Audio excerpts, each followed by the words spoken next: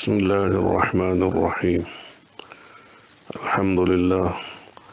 الحمد لله نحمده ونستعينه ونستغفره ونؤمن به ونتوكل عليه ونعوذ بالله من شرور أنفسنا ومن سيئات أعمالنا. من يهده الله فلا مضل له ومن يضلل فلا هادي له ونشهد أن لا إله إلا الله وحده لا شريك له ونشهد أن سيدنا وشفيعنا وحبيبنا محمدا عبده ورسوله صلى الله عليه وعلى آله وأصحابه وبارك وسلم تسليما كثيرا. أما بعد فأعوذ بالله من الشيطان الرجيم. بسم الله الرحمن الرحيم. والعصر إن الإنسان لفي خسر إلا الذين آمنوا وعملوا الصالحات وتواصوا بالحق وتواصوا بالصبر. وقال النبي صلى الله عليه وسلم: من قال لا إله إلا الله دخل الجنة. وقال عليه الصلاة والسلام: من قال لا إله إلا الله مخلصا دخل الجنة. قيل: وما إخلاصها يا رسول الله؟ قال: أن تحجزه عن محارم الله. وقال النبي صلى الله عليه وسلم: كل أمتي يدخلون الجنة إلا من أبى. قيل: ومن يأبى يا رسول الله؟ قال: من أطاعني دخل الجنة ومن عصاني فقد أبى. وقال عليه الصلاة والسلام: من أحيا سنتي فقد أحبني ومن أحبني كان معي في الجنة، أو كما قال رسول الله صلی اللہ علیہ وسلم. دوستوں، بزرگوں اور بھائیوں، آپ کو اور ہم کو اللہ تعالیٰ نے اس دنیا میں ایک عظیم مقصد کے لیے پیدا فرمایا ہے. یہ دنیا کی زندگی اللہ تعالیٰ نے آخرت کو سامنے رکھ کر گزارنے کے لیے دی ہے، اس لیے کہ اصل زندگی آخرت کی ہے، اور آخرت کے بنانے کا جو اللہ تعالیٰ نے ہر انسان کو موقع دیا ہے یہ دنیا کی زندگی میں، یہ دنیا ہی کی زندگی میں رہتے ہوئے ہر آدمی کو اپنی آخرت بنانی ہے. دنیا گزارنے کے لیے نہیں ہے، دنیا کی زندگی گزارنے کے لیے اللہ نے نہیں دی ہے، بلکہ دنیا کی زندگی آخرت سنوارنے اور بنانے کے لیے دی ہے. اسی لیے اللہ کے نبی علیہ الصلاۃ والسلام نے فرمایا کہ الکیس من دان نفسہ وعمل لما بعد الموت والعاجز من اتبع نفسہ ہواها وتمنى علی اللہ الامانی. کہ عقل مند آدمی وہ ہے جو اپنی موت سے پہلے، موت کے بعد جو اعمال، جو عقیدہ اور جو اوصاف و اخلاق کام دینے والے ہیں اس کی تیاری آج کر لے. اور نادان و بیوقوف، عقل کا دشمن وہ انسان ہے جو مرنے کے بعد کی تیاری کی کوئی فکر نہ کرے، بلکہ خواہشات کی زندگی گزارتے ہوئے آدمی دنیا سے چلا جائے. جب اسے کوئی کہے کہ بھئی آخرت بھی ہے، آخرت کو سامنے رکھ کر زندگی گزارو اور ان اعمال کی تیاری آج کر لو جو مرنے کے بعد کام دینے والے ہیں، تو آدمی یوں کہہ دے کہ اللہ بڑے رحیم و کریم ہے، معاف کر دیں گے، مرنے کے بعد دیکھا جائے گا. تو اللہ پاک نے جو صورت میں نے آپ کے سامنے پڑھی ہے، جو قرآن کریم کی بہت ہی مختصر ترین صورت ہے، جو صرف 3 آیتوں پر مشتمل ہے، اس صورت میں اللہ تعالیٰ نے ایک بڑی حقیقت کھولی ہے. اسی لیے حضرت امام شافعی رحمۃ اللہ علیہ نے یہ بات فرمائی ہے کہ اگر اللہ تعالیٰ پورے قرآن کریم میں اسی صرف صورت کو نازل فرماتے تو سمجھدار بندوں کی ہدایت کے لیے یہی کافی تھی۔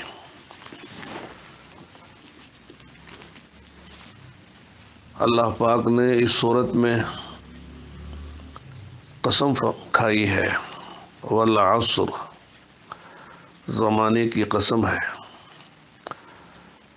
ان الانسان لفی خسر، کہ سارے کے سارے انسان گھاٹے میں ہیں، نقصان میں ہیں۔ زمانے کی قسم اس لیے کھائی گئی ہے، جیسے کہ علماء نے فرمایا ہے کہ انسان کی زندگی یہ اصل سرمایہ ہے، اس کی عمر یہ رأس المال ہے، اسی عمر میں وہ آخرت کو بنا بھی سکتا ہے، بگاڑ بھی سکتا ہے۔ زمانے میں انسان کی عمر بھی ہے، اس کی جوانی بھی ہے، اس کا بچپن بھی ہے، اس کا بڑھاپا بھی ہے۔ اسی زندگی میں انسان چاہے تو اپنی آخرت سنوار سکتا ہے، بنا سکتا ہے، اور اس فانی زندگی کو باقی زندگی کے لیے کارآمد بنا سکتا ہے۔ اور یہ عمر، یہ زمانہ رکتا نہیں ہے۔ جیسے برف بیچنے والا اگر وہ احتیاط سے، سمجھداری سے کام نہ لے اور وقت پر اپنا برف بیچ نہ لے اور بیچ کر اپنا سرمایہ اور اپنا نفع نہ حاصل کر لے تو پھر وہ برف پگھلتا رہتا ہے اور پھر وہ کیچڑ بن جاتا ہے، اور آدمی کا جو اصل راس المال ہے، برف ہے، وہ ضائع ہو جاتا ہے۔ تو اسی طرح یہ زندگی اور زندگی کا یہ زمانہ اگر آدمی کام میں نہ لائے اور صحیح جگہ اس کو استعمال نہ کرے تو زندگی کی قیمتی لمحات، سنہرے اوقات آدمی کے ضائع ہو جاتے ہیں۔ پھر آدمی موت پر افسوس کرتا ہے اور یہ تمنا کرتا ہے، رب ارجعونی لعلی اعمل صالحا، اے میرے پروردگار مجھے واپس کر دے کہ میں نے اپنی عمر کو ضائع کر دیا، اپنی عمر سے فائدہ نہیں اٹھایا، اور میں خواہشات کے پیچھے لگا رہا، نفس کا بندہ بنا رہا، درہم و دینار کا بندہ بنا رہا، اور میں نے اپنی زندگی کو ضائع کیا۔ اللہ اب مجھے واپس فرما دے، اب میں اپنی زندگی سے فائدہ اٹھاؤں گا، لعلی اعمل صالحا، نیک اعمال کر لوں گا۔ تو اللہ کی طرف سے جواب ملے گا، کلا، ہرگز نہیں، ایک موقع دیا جا چکا، اور تمہاری غفلت سے جگانے اور تمہاری جہالت سے تمہیں روشنی میں لانے کے لیے ہم نے نبیوں کا، کتابوں کا انتظام کیا، اور وارثین انبیاء تمہیں سمجھاتے رہے اور تمہیں راہ بتاتے رہے، لیکن تمہارے کان پر جو نہیں رینگی اور تم غفلت میں پڑے رہے اور جہالت کی زندگی گزارتے رہے۔ اب موقع نہیں ہے۔ کلا انہا کلمۃ ہو قائلها، اللہ فرمائیں گے ہرگز نہیں، یہ تمہاری باتیں بکواس ہیں، اس کی ہمارے ہاں کوئی قیمت نہیں ہے۔ اب تمہارے آگے برزخ ہے، انہا کلمۃ قائلها ومن ورائہم برزخ الی یوم یبعثون، اب تمہارے آگے برزخ قیامت تک کے لیے، عالم دنیا سے عالم برزخ میں اب تم کو لایا جائے گا، اور پھر یہ تمہاری برزخ کا زمانہ قیامت تک کے لیے ہے، قیامت تک اس میں پڑے رہو گے۔ اب یہ نہیں سنی جائے گی، موقع نہیں دیا جائے گا۔ تو اللہ تعالیٰ نے زمانے کی قسم کھا کر اس بات کی طرف توجہ دلائی ہے کہ دیکھو زمانہ گزرتا ہے، زمانے کو کوئی روک نہیں سکتا۔ آدمی بچپن سے جوانی میں آتا ہے، جوانی سے بڑھاپے میں چلا جاتا ہے، اور پھر یہ زندگی کے لیل و نہار صبح و شام گزار کر آخرت کو سدھار جاتا ہے۔ تو لہذا یہ زندگی تمہیں آخرت کے بنانے کے لیے دی ہے۔ تاریخ میں غور کرو، کتنے لوگ آئے لیکن انہوں نے خواہشات کے پیچھے پڑ کر اپنے نفس کو اپنا خدا بنا کر، ارأیت من اتخذ الہہ ہوا کا مصداق بن کر انہوں نے اپنی زندگیاں تباہ کی۔ انہوں نے مال کو مقصود بنایا، عہدہ اور منصب کو انہوں نے اپنی زندگی کا مقصد، اپنی زندگی کا مطمع نظر بنایا اور اسی کے پیچھے لگے رہے، خواہشات پورے کرتے رہے، کھانا پینا موج مستی اسی میں لگے رہے۔ جس مقصد کے لیے انہیں دنیا میں پیدا کیا گیا تھا اس کو انہوں نے بھلا دیا، غفلت کی زندگی گزاری۔ انہوں نے حکومت کو مقصود بنایا، وزارت کو، صدارت کو، مال و دولت کو، بہترین مکانات، عالیشان کوٹھیوں بنگلوں کو مقصد بنایا، چنانچہ اسی میں لگے رہے۔ کسی نے تجارت کو مقصد بنایا، کسی نے کھیتی باڑی اور باغات کو مقصد بنایا، کسی نے حکومت کو مقصد بنایا، اسی میں لگے رہے۔ آخرت تو برباد ہوئی ہی، دنیا میں بھی برباد ہوئے، ناکام ہوئے، تباہ ہو گئے۔ اللہ پاک نے اسی بات کو سمجھانے کے لیے اللہ پاک نے قرآن کریم میں مختلف قوموں کے واقعات بیان کیے، افراد و اشخاص کے واقعات بیان کیے۔ فرعون کو اللہ نے حکومت دی، لیکن وہ حکومت کے پیچھے لگ کر خدائی کا دعویٰ کرنے لگا، اپنے حقیقی خدا کو بھول گیا، مقصد حیات کو بھول گیا۔ اللہ نے دنیا ہی میں تباہی و بربادی کے وہ اسباب پیدا کیے کہ موت پر اسے بات سمجھ میں آئی، آنکھ کھلی۔ اللہ نے کہا الآن وقد عصیت من قبل، اچھا اب آنکھ کھلی ہے، اب کہتے ہو کہ میں ایمان لاتا ہوں، اس سے پہلے بہت اچھلتے رہے، کودتے رہے اور دولت کے نشے میں مست ہو کر انا ربکم الاعلی کا دعویٰ کرتے رہے۔ اب سمجھ میں آنے سے کوئی فائدہ نہیں ہے۔ علماء نے لکھا ہے حدیث کی روشنی میں کہ الناس نیام اذا ماتوا انتبہوا، کہ لوگ سو رہے ہیں، غفلت کی نیند اور جہالت کے نشے میں مست ہیں، مال و دولت کے نشے میں مست ہیں، حقیقت سمجھ میں نہیں آ رہی ہے۔ لیکن جب موت آئے گی تو سارا نشہ کافور ہو جائے گا اور ساری جہالت ختم ہو کر آدمی کی آنکھ کھل جائے گی۔ اس وقت آدمی کہے گا ایمان لاتا ہوں، اعمال کرتا ہوں، موقع مل جائے تو اس وقت کا نہ ایمان معتبر ہے اور نہ اس وقت کا عمل معتبر ہے۔ حدیث میں آتا ہے کہ موت پر بے ایمان سے بے ایمان بھی ایمان لائے گا، لیکن اس کا ایمان معتبر نہیں۔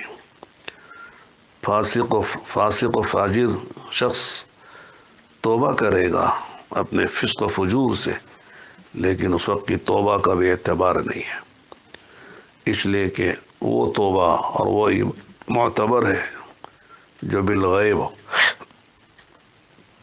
غیب کی بنیاد پر جو ایمان لایا جاتا ہے، اور مرنے سے پہلے جو توبہ کی جاتی ہے وہ توبہ اللہ کے ہاں مقبول ہے۔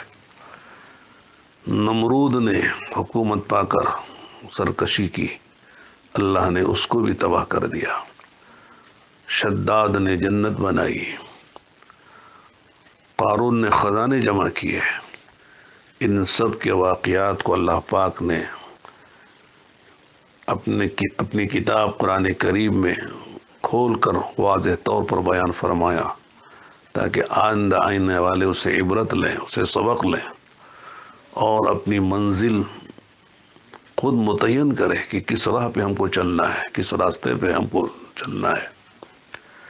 قوموں کے واقعات بیان کیے۔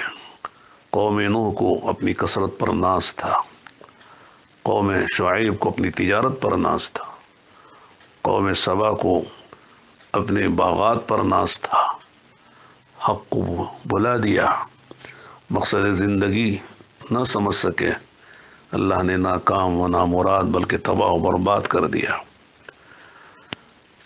تو عرض یہ کرنا ہے کہ اللہ پاک نے قسم کھائی ہے، والعصر ان الانسان لفی خسر، کہ قسم ہے زمانے کی کہ سارے انسان گھاٹے میں ہیں۔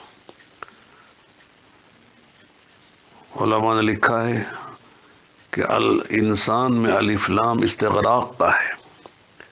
استغراق کے معنی ہوتے ہیں کہ سارے ہی انسان، کوئی بھی اس سے مستثنی نہیں ہے، کوئی بچا نہیں ہے، امیر، غریب، دیہاتی، شہری، مالدار، بادشاہ، فقیر، عرب و عجم، کالے و گورے، مرد و عورت، ماضی، حال اور مستقبل، کہ سارے انسان خسارے میں ہیں، گھاٹے میں ہیں۔ خسرین میں جو تنوین ہے وہ برائے تعظیم ہے، بڑے خسارے میں، بڑے خسارے میں ہے۔ یہاں خسارے سے مراد حقیقتاً آخرت کا خسارہ ہے، دنیا کا خسارہ کوئی خسارہ نہیں ہے۔ دنیا میں اگر آدمی بھوکا ہو تو بھوک بھی عارضی ہے، آدمی ننگا ہو تو اس کا ننگاپن بھی عارضی ہے، بیمار ہو تو بیماری بھی عارضی ہے۔ دنیا کی ہر تکلیف، ہر پریشانی عارضی ہے، ختم ہو جاتی ہے، موت پر تو ختم ہو جاتی ہے، لیکن آخرت کا جو نقصان ہے وہ دائمی ہے، ہمیشہ کا ہے۔ وہاں کی بھوک ہمیشہ کی، پیاس ہمیشہ کی، ذلت ہمیشہ کی، رسوائی ہمیشہ کی، وہاں کے عذابات، وہاں کے پریشانیاں ہمیشہ کی ہیں، اور سب سے بڑھ کر اللہ کی ناراضگی، فرشتوں کی پٹائی، سانپ و بچھوؤں کا جہنم میں کاٹنا، آگ میں جلنا، یہ سب ہمیشہ کے لیے ہے۔ وہاں موت بھی نہیں ہے۔ دنیا میں آدمی بیمار ہوتا ہے تو موت کی تمنا کرتا ہے، موت پر بیماری ختم ہو جاتی ہے، الجھنیں آتی ہیں، پریشانی آتی ہیں، تو آدمی مرنے کے بعد اس سے نجات پا لیتا ہے۔ لیکن آخرت کی جو ناکامی و نامرادی ہے، بربادی و تباہی ہے، وہاں ختم اس لیے نہیں ہے کہ موت بھی نہیں ہے۔ آدمی موت کی تمنا کرے گا لیکن موت نہیں ہے، موت کو موت آ چکی ہے۔ اس لیے فرمایا کہ لفی خسرن، اس میں ہمیشہ کی ناکامی ہے، اس لیے خسرن میں تنوین برائے تعظیم ہے، بہت بڑا خسارہ جس کا تصور نہیں کیا جا سکتا۔ اب ظاہر ہے کہ پیدا کرنے والے خالق و مالک نے قسم کھا کر بتا دیا کہ انسان خسارے میں ہے، گھاٹے میں ہے، ٹوٹے میں ہے، ناکام و نامراد ہے۔ تو اب اللہ ہی سے پوچھنا ہے کہ اللہ اس خسارے سے نکلنے کا راستہ کیا ہے، خسارے سے بچنے کی شکل و صورت کیا ہے۔ تو اللہ پاک نے 4 باتیں بیان کی ہیں کہ جن کی زندگی میں یہ 4 باتیں ہوں گی وہ خسارے سے نکلیں گے، وہ کامیاب ہوں گے، ناکام نہیں ہوں گے، وہ بامراد ہوں گے، نامراد نہیں ہوں گے، وہ عزت والے ہوں گے، ذلیل نہیں ہوں گے، وہ عروج و بلندی والے ہوں گے، پستی یا ناکامی والے نہیں ہوں گے۔ وہ 4 باتیں کیا ہیں؟ الا الذین آمنوا، ہاں جو لوگ ایمان لائے اللہ پر، اس کے رسول پر، آخرت پر، اس کی کتابوں پر، اس کے فرشتوں پر، مرنے کے بعد دوبارہ اٹھائے جانے پر۔ آمنت باللہ وملائکتہ وکتبہ ورسلہ والیوم الآخر والقدر خیرہ وشرہ من اللہ تعالی والبعث بعد الموت۔ اللہ پر، اس کی کتابوں پر، اس کے فرشتوں پر، اس کے رسولوں پر، آخرت کے دن پر، مرنے کے بعد دوبارہ اٹھائے جانے پر جن کا ایمان ہے، اور اللہ اس کے رسول کی طرف سے جو ہدایات اور وعدے دنیا یا آخرت کے بارے میں دیے گئے ہیں ان پر ان کا یقین ہے۔ یہ پہلی صفت ہے، یہ پہلی بات ہے جس سے انسان خسارے سے بچ سکتا ہے۔ ایمان نہیں ہے، سب کچھ ہے، تو آدمی ناکام و نامراد ہے۔ عارضی طور پر دنیا میں نظر آتا ہے، وہ کامیاب ہے، بنگلوں میں رہتا ہے، کاروں میں پھرتا ہے، ہواؤں میں اڑتا ہے، بڑے بڑے عہدہ و منصب پر نظر آتا ہے، لیکن ایمان نہیں ہے تو انجام خسارہ ہے، انجام تباہی ہے۔ فرعون، قارون، نمرود، شداد، یہ سب دنیا میں بظاہر حکومت کے ساتھ، صدارت و وزارت کے ساتھ، تجارتوں باغات کے ساتھ تھے، لیکن ان کا انجام خسارہ و ناکامی و نامرادی رہی۔ لہذا ایمان کے بغیر کوئی بھی دولت کام آنے والی نہیں ہے۔ ایمان کے بغیر آدمی دنیا سے جاتا ہے تو موت پر جیسے عرض کیا گیا تمنا کرے گا کہ اے اللہ واپس فرما دے، ایمان لاؤں گا، جیسے فرعون نے تمنا کی تھی، لیکن اس وقت کا ایمان معتبر نہیں ہے۔ ایمان کے بغیر اگر کوئی آدمی عمل بھی کرتا ہے تو وہ عمل بھی معتبر نہیں ہے، اس عمل پر کوئی جزا اور ثواب مرتب نہیں ہوگا، اس لیے کہ عمل کی قبولیت کا دار و مدار ایمان پر ہے۔ ایمان سب سے بڑی دولت ہے، ایمان سب سے بڑا سرمایہ ہے۔ لہذا سب سے پہلی صفت انسان کے خسارے سے بچنے کے لیے وہ ایمان کی مایا، ایمان کی دولت اور ایمان کی نعمت ہے۔ روایتوں میں آتا ہے کل قیامت کے میدان میں جب فیصلے ہوں گے جنت و جہنم کے، تو بھائی ایمان تو جائیں گے جہنم میں، لیکن بعض ایمان والے بھی اپنے گناہوں کی وجہ سے جہنم میں چلے جائیں گے۔ تو وہاں بے ایمان ان اہل ایمان کو طعنہ دیں گے، ما اغنی عنکم قولکم لا الہ الا اللہ، کہ تمہارے لا الہ الا اللہ نے تمہیں کوئی فائدہ نہیں پہنچایا، کہ تم کہتے تھے کہ ہم ایمان والے جنت میں جائیں گے اور ہم بے ایمان جہنم میں جائیں گے، لیکن ہم تو جہنم میں ہیں ہی، تم بھی جہنم میں آ گئے۔ تو ما اغنی عنکم قولکم لا الہ الا اللہ، کہ تمہارے لا الہ الا اللہ نے تمہیں کام نہ دیا، تمہارا کام نہ بنایا، تو اللہ تعالیٰ کی غیرت جوش میں آئے گی۔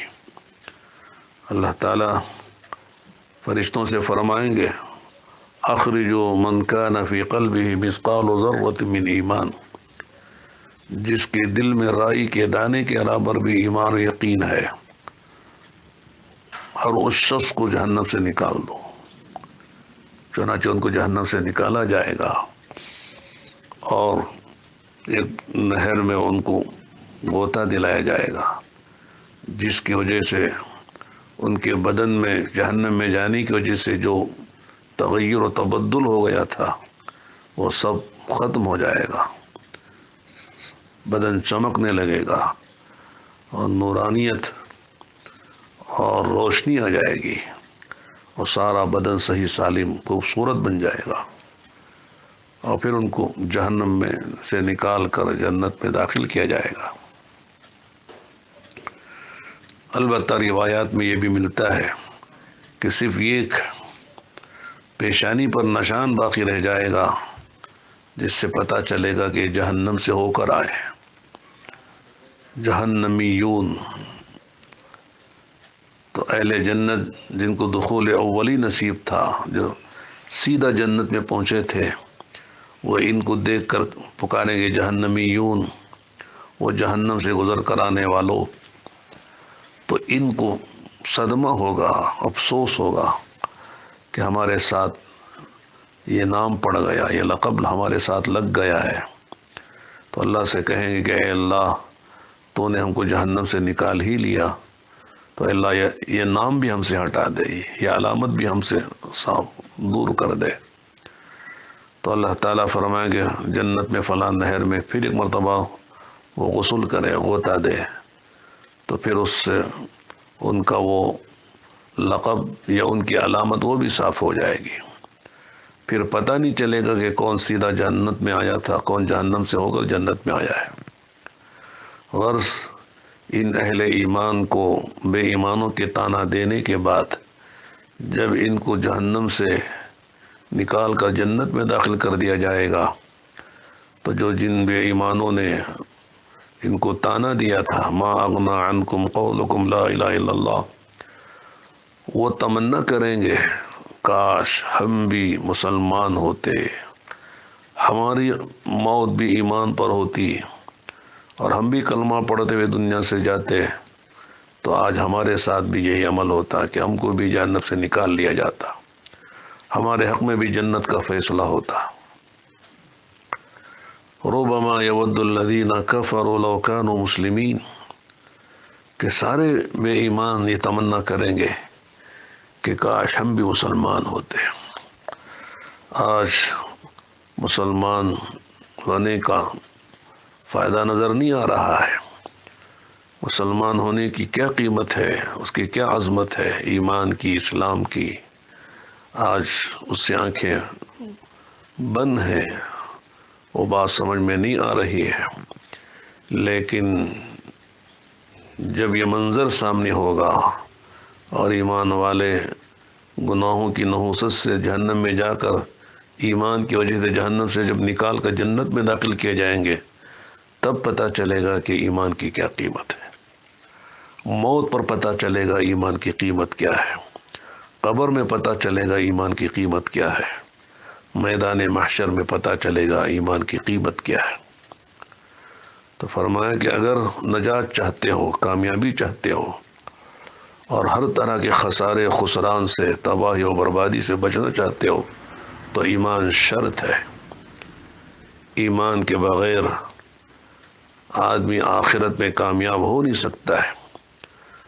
مفتاح الجنہ لا الہ الا اللہ، جنت کی کنجی لا الہ الا اللہ ہے۔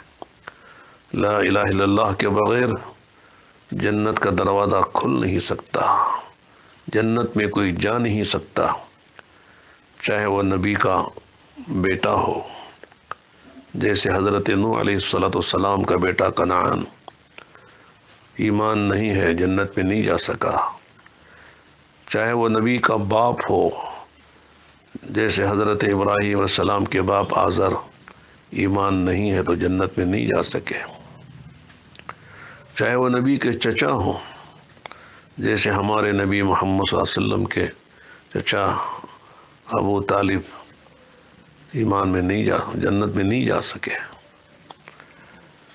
مشہور قصہ ہے، اللہ کے نبی علیہ السلام موت پر جا کے فرمایا چچا آخری وقت ہے، آپ نے زندگی میں بڑے احسان ہم پر کیے ہیں، آپ کی موجودگی میں مجھے بڑی راحت ملی ہے، لیکن آج آپ دنیا سے جا رہے ہیں، مجھے آپ کی راحت کی فکر ہے کہ آخرت کے عذاب سے، عقاب سے، جہنم سے آپ بچ جائیں، اس کے لیے ایک بات کلمہ پڑھ لیجئے، اس کلمے کا اقرار کر لیجئے، لا الہ الا اللہ محمد رسول اللہ، تاکہ میں قیامت میں آپ کی سفارش کر سکوں۔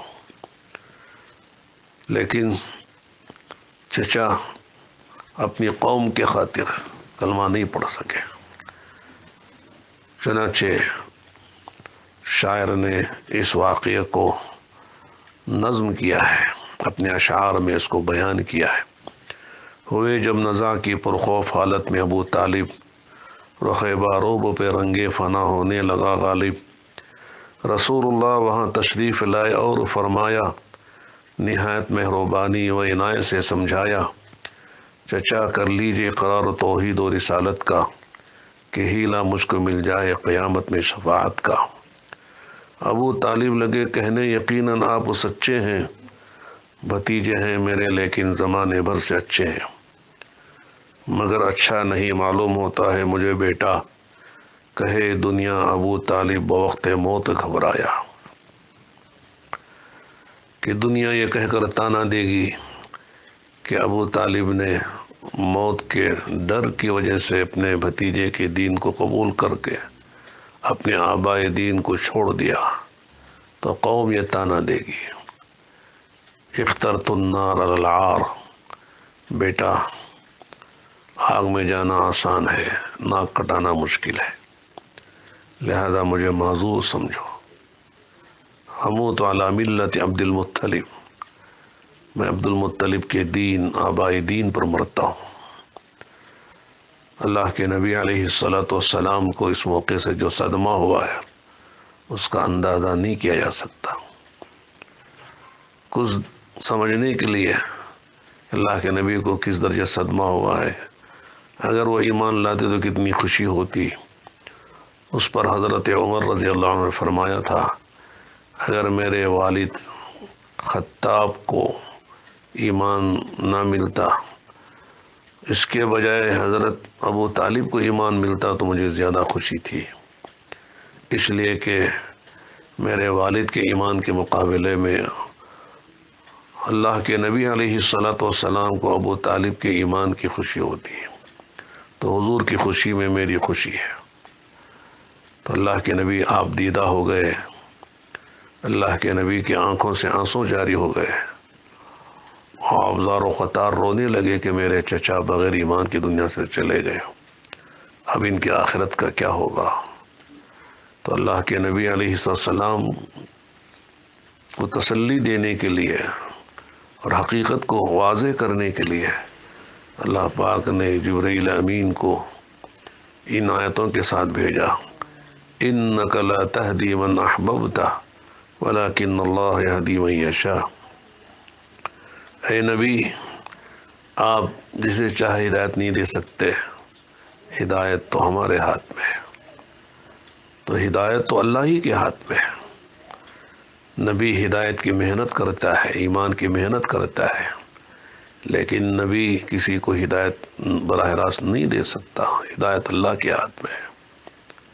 اگر کوئی کہتا ہے ہدایت اللہ کے ہاتھ میں نہیں ہے تو وہ قرآن کے خلاف کہتا ہے، حدیثوں کے خلاف کہتا ہے۔ تو ہدایت تو اللہ ہی کے ہاتھ میں ہے۔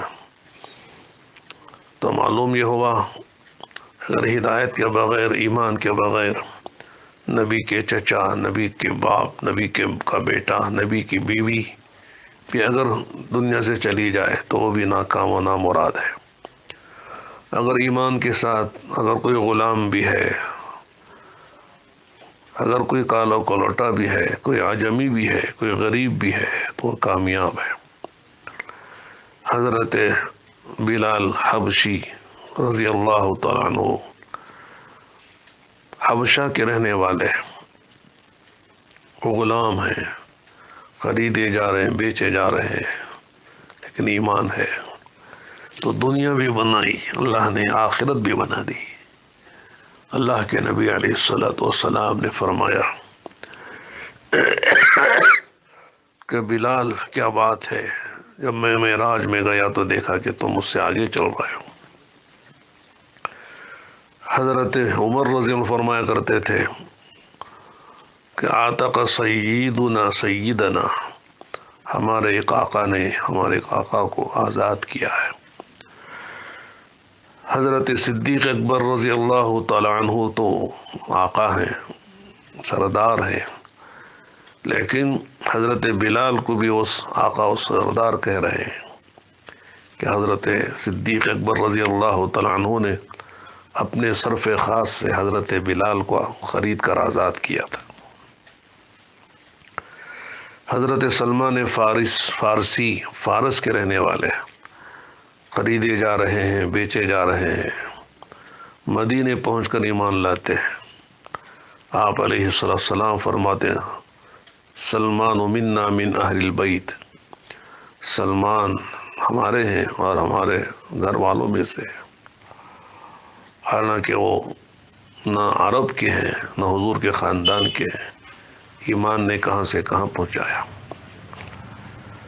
تو غرض پہلی شرط ہے خسارے سے نکلنے کی کہ اللہ کے رسولوں پر، اللہ کی کتابوں پر، اللہ کے فرشتوں پر، آخرت پر، مر کر دوبارہ اٹھائے جانے پر ایمان ہو۔ اللہ کے وعدوں پر ایمان ہو، تبھی جا کر آدمی کا ایمان کامل ہوگا، مکمل ہوگا۔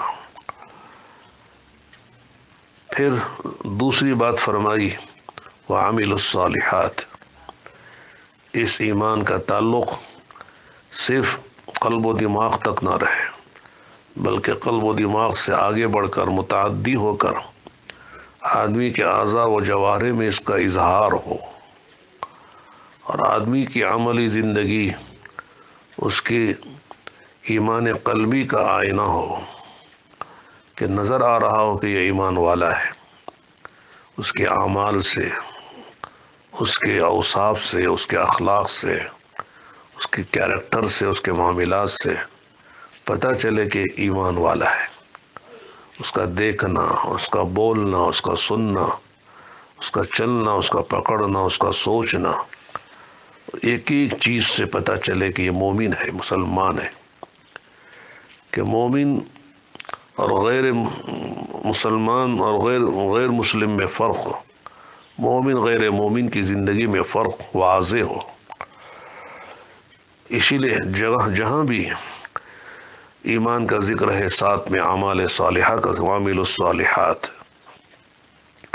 تو عمل صالح کہتے ہیں کہ وہ عمل جس کے کرنے کا اللہ نے حکم دیا ہے، اور اس عمل کے کرنے میں طریقہ محمد صلی اللہ علیہ وسلم کا ہو، اور پھر اس کا مقصود اللہ کی رضا اور آخرت ہو، اور کوئی مقصود نہ ہو۔ اگر یہ تین باتیں اگر ہیں تو وہ عمل صالح ہے۔ لیکن عمل ہے اللہ نے حکم نہیں دیا ہے، اللہ نے حکم دیا لیکن طریقہ نبی کا نہیں ہے، یہ طریقہ نبی کا ہے لیکن مقصود آخرت نہیں ہے، اللہ کی رضا نہیں ہے، تو وہ عمل صالح نہیں ہے۔ اسی لیے بدعت اگرچہ دیکھنے میں بڑی خوبصورت نظر آتی ہے، بدعتی کا عمل خوبصورت نظر آتا ہے، لیکن اس کا حکم نبی نے نہیں دیا ہے، یا اس کا طریقہ نبی کے طریقے پر نہیں ہے، اس لیے بدعت مردود ہے، بدعتی اللہ کی رحمت سے دور ہے۔ لہذا ہم جو کریں اس میں دیکھیں اللہ کا حکم، نبی کا طریقہ، اور نیت یہ ہو کہ اللہ راضی ہو اور آخرت میری بنے، کوئی اور مقصود نہ ہو، مخلوق کی رضا مقصود نہ ہو۔ وعمل الصالحات کہ نیک اعمال میں، اعمال صالحہ میں سب سے اونچا عمل ایمان کے بعد وہ نماز ہے، کہ مومن و مسلمان وہ ہے جو نماز کا اہتمام کرے، نماز کی پابندی کرے۔ اس لیے کہ اللہ کے نبی علیہ الصلاۃ والسلام نے فرمایا الصلاۃ عماد الدین، من اقامها اقام الدین، من ترکها ہدم الدین۔ نماز دین کا بنیادی ستون ہے، جس نے نماز قائم کی اس نے دین کو قائم کیا، دین کی حفاظت کی، اور جس نے نماز کو چھوڑا اور نماز کو ضائع کر دیا، نماز کو قضا کر دیا، اس نے دین کی بنیادی عمارت کو خود اپنے ہاتھوں سے ڈھا دیا۔ نماز کا اہتمام، چنانچہ یہ بات یاد آتی ہے جب جنتی جنت میں چلے گئے، جہنمی جہنم میں چلے گئے، تو اللہ تعالیٰ اہل جنت سے فرمائیں گے ذرا ان سے پوچھو، ان جہنم میں آنے والوں سے، ما سلککم فی سقر، کہ تمہارے جہنم میں آنے کی کیا وجہ ہے، کیوں آ گئے جہنم میں، کس بات نے تمہیں جہنم میں داخل کر دیا۔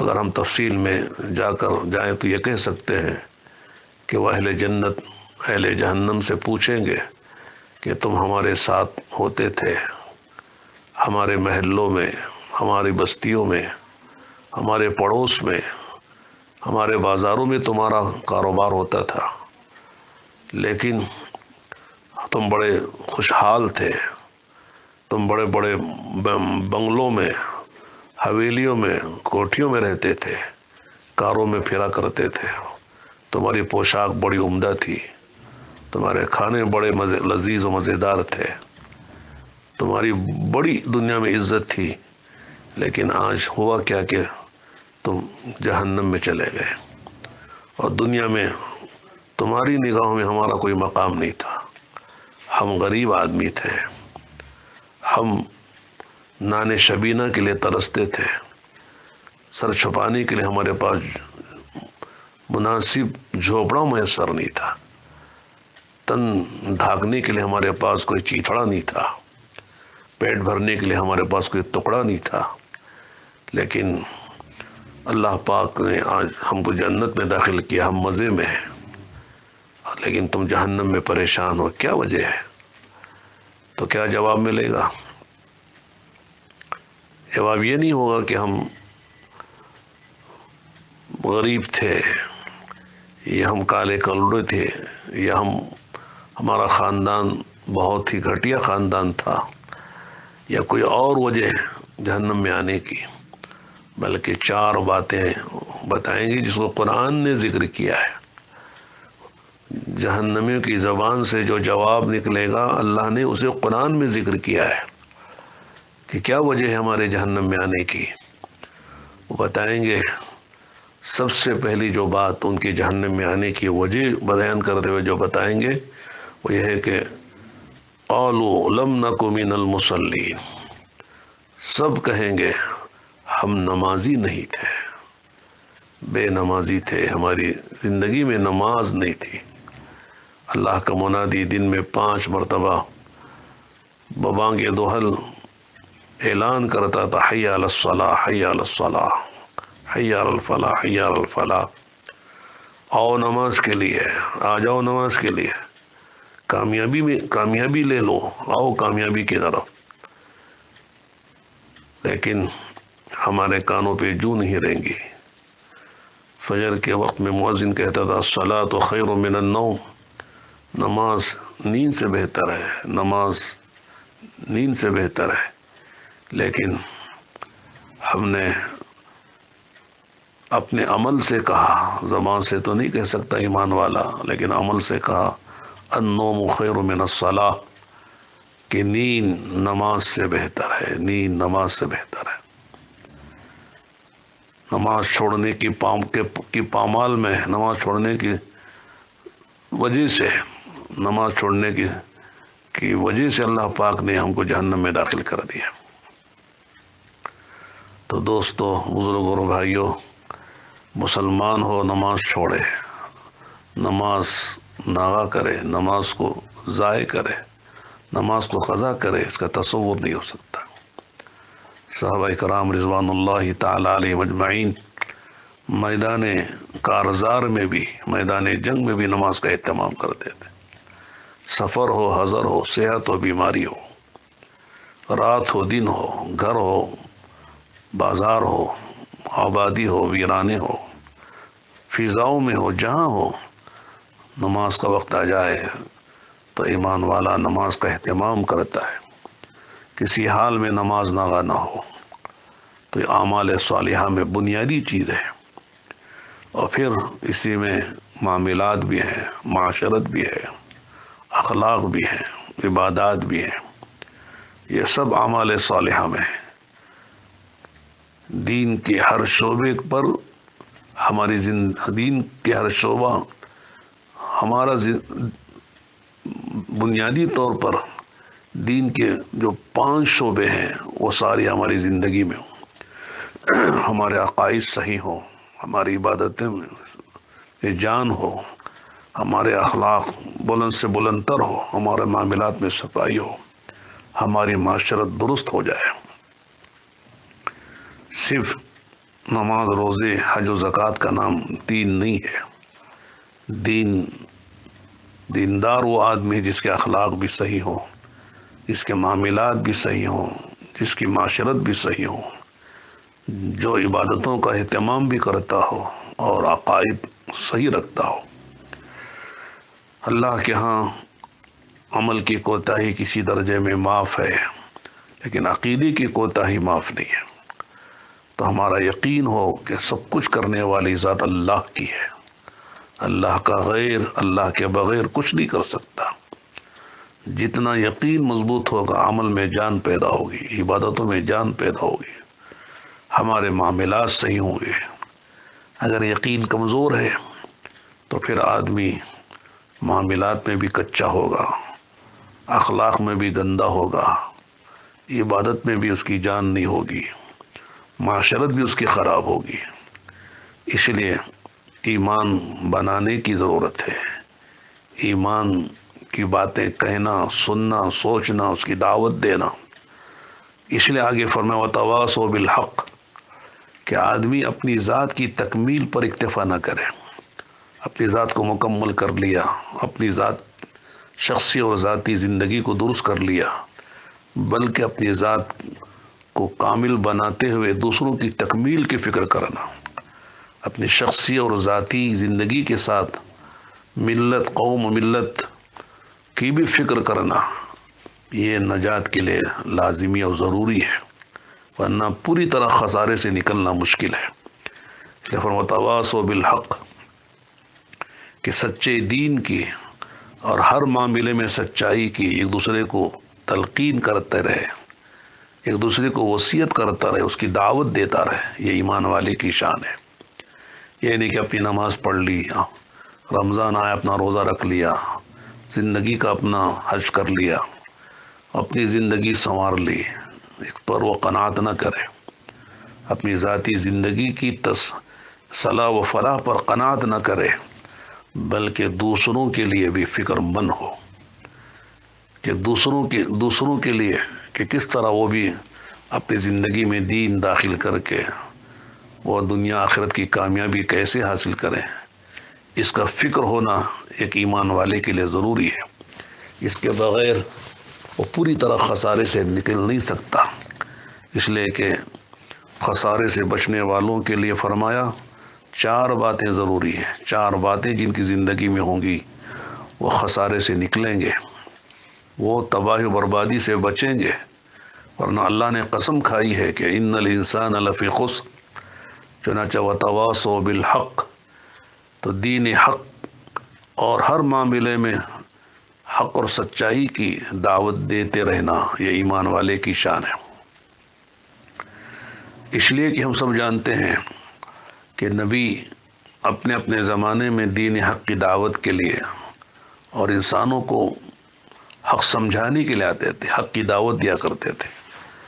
اب چونکہ ہمارے نبی محمد عربی صلی اللہ علیہ وسلم آخری نبی ہیں، آپ کے بعد کوئی نبی نہیں، کوئی رسول نہیں، کوئی پیغمبر نہیں، جو آپ کے بعد پیغمبری کا دعویٰ کرے، نبوت کا دعویٰ کرے، رسالت کا دعویٰ کرے،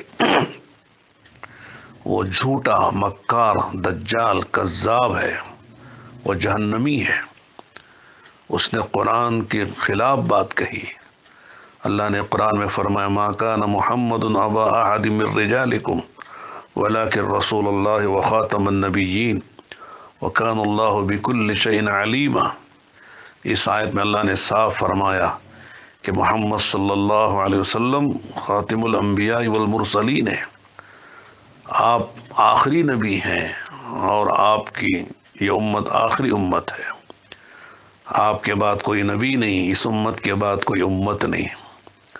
لہذا نبیوں کا سلسلہ اللہ نے ہمارے نبی پر ختم فرما دیا، لیکن کار نبوت کہ انسانوں کی رہنمائی کرنا، انسانوں کو دعوت دینا، بے ایمانوں کو ایمان کی دعوت دینا، بے عملوں کو عمل کی دعوت دینا، اور بے دینوں کو دین کی دعوت دینا، یہ اس امت کی ذمہ داری ہے۔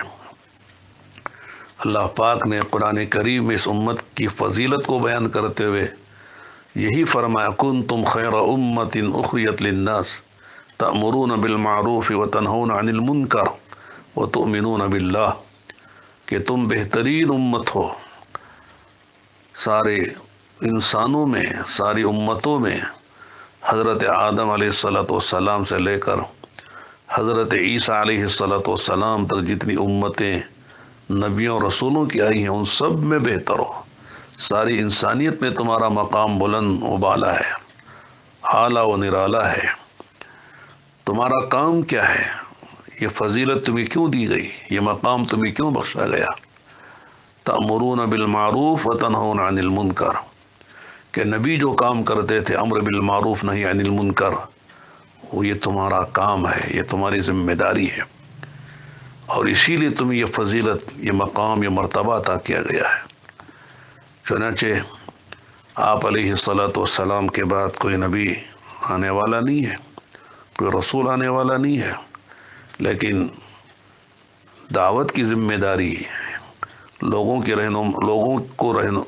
کی رہنمائی کرنے کی ذمہ داری اس امت کے ہر فرد پر ہے۔ امیر، غریب، دیہاتی، شہری، کالا، گورا، عربی، عجمی، مرد، عورت، جوان، بوڑھا، ہر ایک اس کا ذمہ دار ہے۔ اسی لیے حضرات صحابہ کرام رضوان اللہ تعالی علیہم اجمعین نے دعوت کے کام کو زندگی کا مقصد بنایا۔ اللہ کے نبی علیہ الصلاۃ والسلام کی وفات کے بعد صحابہ جو سوالات حجۃ الوداع میں تھے کے موقع پر تھے، ان میں سے صرف 10,000 صحابہ کی قبریں،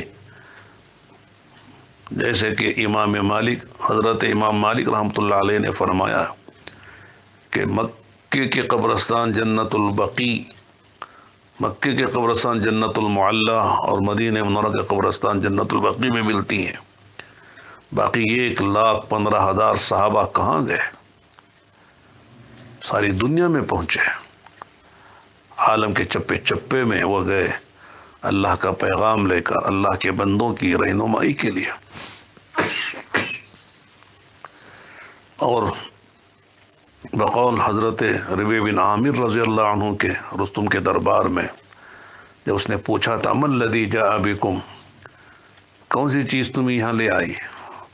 اگر فاقے ہیں تو لو، اگر زمین ہے تو لو، اگر تمہارے پاس پیسے نہیں تو لو، جو تمہاری ضرورت ہے لو، ہم سے اور چلے جاؤ، اپنی جان کی حفاظت کرو، اپنا نقصان نہ کرو۔ حضرت ربیع بن عامر رضی اللہ عنہ نے کیا بات فرمائی تھی، ہر مسلمان اس کو یاد رکھے اور اپنے لوح قلب پر اس کو ثبت کر لے، محفوظ کر لے، سنہرے حروف میں لکھ کر اپنے گھروں میں آویزاں کرے۔ کیا بات فرمائی تھی؟ اللہ ابتعثنا لنخرج العباد من عبادت العباد الى عبادت رب العباد ومن ضیق الدنیا الى سعتها ومن جور الادیان الى عدل الاسلام۔ اللہ پاک نے ہمیں بھیجا ہے، یعنی اس کا استحضار تھا کہ اللہ کی طرف سے ہم بھیجے ہوئے ہیں، ہماری زندگی کا ایک مقصد ہے، ہم خود آئے نہیں ہیں، ہم کو اللہ پاک نے بھیجا ہے۔ کس لیے بھیجا ہے؟ لنخرج العباد من عبادت العباد الى عبادت رب العباد، تاکہ اللہ کے بندوں کی غلامی سے نکال کر اللہ کی غلامی میں لے جائے۔ کہ انسان کو معبود سمجھ رہا تھا، انسان کی عبادت کر رہا تھا، انسان کو سجدہ کر رہا تھا، فرمایا کہ انسانوں کی غلامی اور ان کی عبادت سے نکال کر اللہ کی عبادت غلامی میں لے جائے۔ تم اللہ کے بندے ہو، اللہ نے تمہیں اپنی عبادت کے لیے پیدا کیا ہے۔ وما خلقت الجن والانس الا لیعبدون، کہ ہم نے انسانوں اور جنات کو محض اپنی عبادت کے لیے پیدا کیا۔ انسان چاند و سورج کی پرستش کے لیے، شجر و حجر کی پرستش کے لیے، یہ کسی اور کی غلامی کے لیے نہیں، اللہ کی غلامی، اللہ کی عبادت کے لیے پیدا کیا ہے۔ دنیا کی تنگیوں سے نکال کر آخرت کی وسعتوں میں لے جانے کے لیے آئے۔ دنیا بڑی تنگ ہے، دنیا بہت چھوٹی ہے، دنیا فانی ہے، لہذا اس فنا ہونے والی اس چھوٹی اور بہت ذلیل اور حقیر دنیا سے نکال کی تنگیوں سے نکال کر تمہیں آخرت کی وسعتوں میں لے جانے کے لیے آئے۔ اور پھر دنیا میں جتنے ادیان و مذاہب ہیں اس کے ظلم و جور سے نکال کر اسلام کے عدل و انصاف میں لے جانے کے لیے آئے۔ کہاں ظلم کی زندگی جی رہے ہو، کہاں تنگیوں کی زندگی، لہذا آؤ دین اسلام کی طرف، اس میں انصاف ہے، اس میں عدل ہے۔ چنانچہ یہ دعوت ہے کہ ہر مسلمان اپنے کو داعی سمجھے۔ تواصی بالحق و تواصی بالصبر میں اس طرف اشارہ ہے کہ حق کی دعوت میں حالات آئیں گے، حق کی دعوت دینے میں آدمی کو برداشت کرنا پڑے گا، صبر کے مراحل آئیں گے، اور آدمی کو صبر کے بغیر دعوت کے میدان میں استقامت کا نصیب ہونا مشکل ہے۔ اس لیے وتواصی بالحق وتواصی بالصبر۔ اللہ کے نبی علیہ الصلاۃ والسلام کی پوری زندگی، تقریباً 23 سالہ زندگی، یہ بات بتا رہی ہے کہ اللہ کے نبی پر جو حالات آئے ہیں، جو مشکلات آئے ہیں، وہ دعوت کی بنیاد پر آئے۔ 40 سالہ آپ کی زندگی نبوت سے پہلے آپ اطمینان سے ہیں، آپ کے لیے کوئی پریشانی نہیں ہے، آپ کو کوئی برا بھلا کہنے والا، آپ کو کوئی ساحر اور کاہن اور جادوگر اور شاعر کہنے والا نہیں ہے۔ ہر آدمی آپ کا احترام کر رہا ہے، عزت کر رہا ہے، اور ہر آدمی آپ کو نظر شرافت و کرامت سے دیکھ رہا ہے۔ لیکن جو ہی آپ نے اللہ کے حکم یا ایھا المدثر قم فانذر وربک فکبر وانذر عشیرتک الاقربین لتنذر ام القرى ومن حولها پر عمل کرتے ہوئے آپ کھڑے ہو کر لوگوں سے فرمانے لگے یا ایھا الناس قولوا لا الہ الا اللہ تفلحوا۔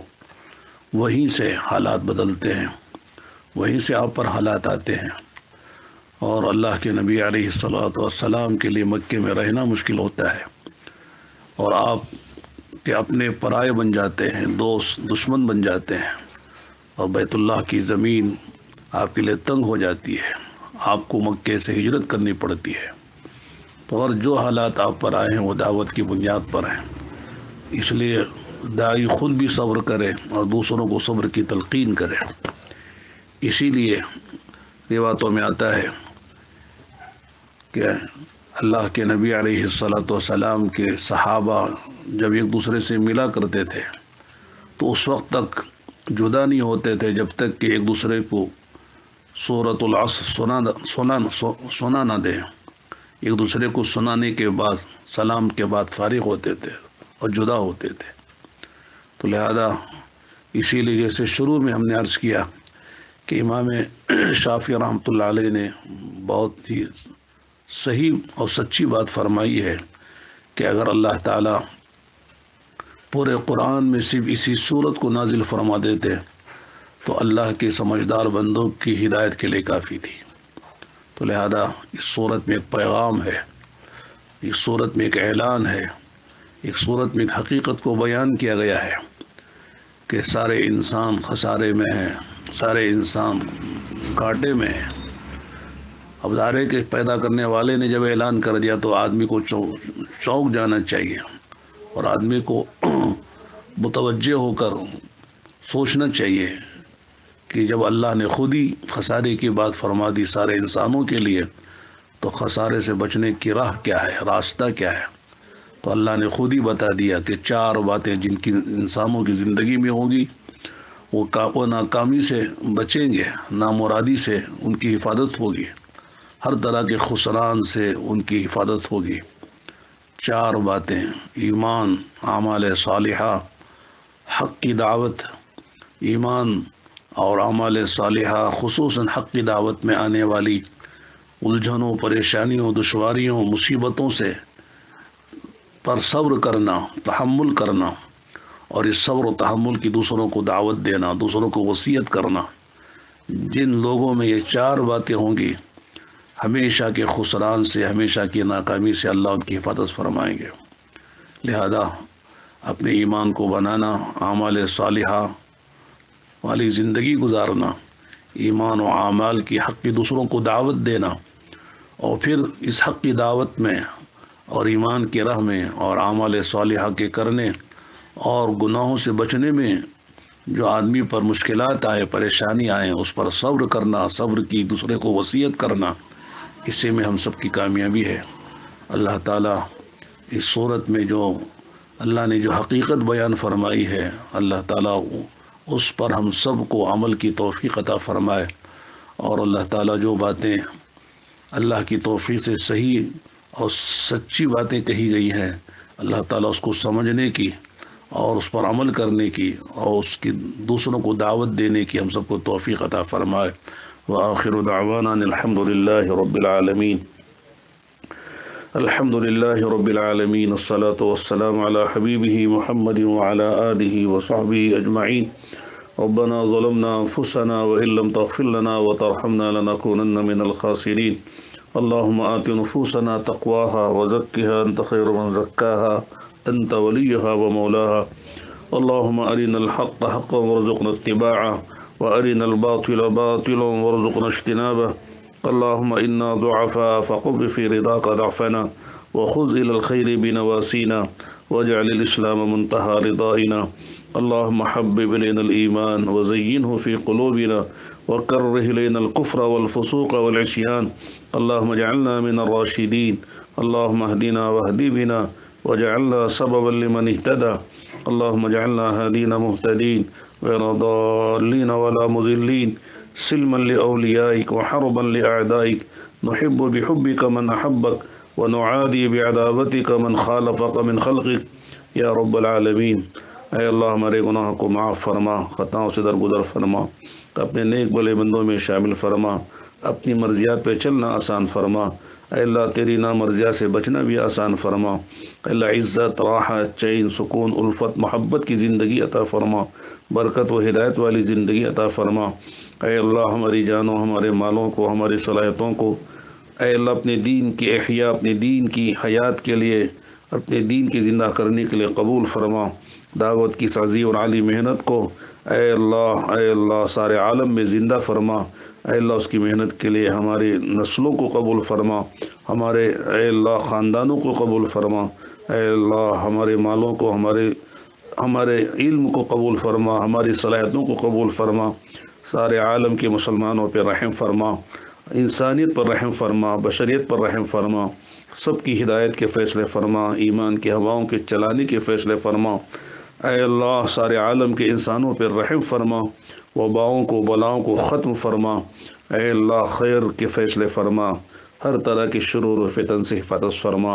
اے اللہ بیماروں کو صحت عطا فرما، پریشان حال لوگوں کی پریشانی کو دور فرما، حاجت مندوں کی حاجتوں کو پورا فرما۔ اے اللہ ہر بیمار کو صحت عاجلہ مستمرہ دائمہ نصیب فرما۔ ہمارے گھروں کے مسائل کو بھی حل فرما، خاندانی مسائل کو بھی حل فرما، کاروباری مسائل کو بھی حل فرما۔ گھروں میں، کاروبار میں، روزی میں اے اللہ ہمارے خاندانوں میں برکتیں عطا فرما، الفت و محبت کی زندگی عطا فرما۔ اے اللہ عداوتوں، دشمنیوں سے اے اللہ ہماری اور ساری امت کی حفاظت فرما، ظالموں کے ظلم سے اے اللہ، شریروں کی شرارت سے، فتنوں کی فتنوں سے اے اللہ بد اندیشوں کی بد اندیشی سے اے اللہ ہر فتین کی فتنے سے پوری حفاظت فرما۔ مساجد، مدارس، مراکز کی حفاظت فرما۔ اے اللہ سارے عالم کے ایمان والوں کے ایمان کی، اعمال کی اے اللہ معاشرے کی، معاملات کی، اخلاق کی حفاظت فرما۔ ہر خیر ہم سب کے لیے مقدر فرما، ہر طرح کی شرور و فتن سے حفاظت فرما۔ اے اللہ اپنے کرم سے ہماری دعا کو قبول فرما۔ ربنا تقبل منا انك انت السميع العليم وتب علينا يا مولانا انك انت التواب الرحيم وصلی اللہم علی محمد وعلى آلہ وصحبہ اجمعین والحمد للہ رب العالمین۔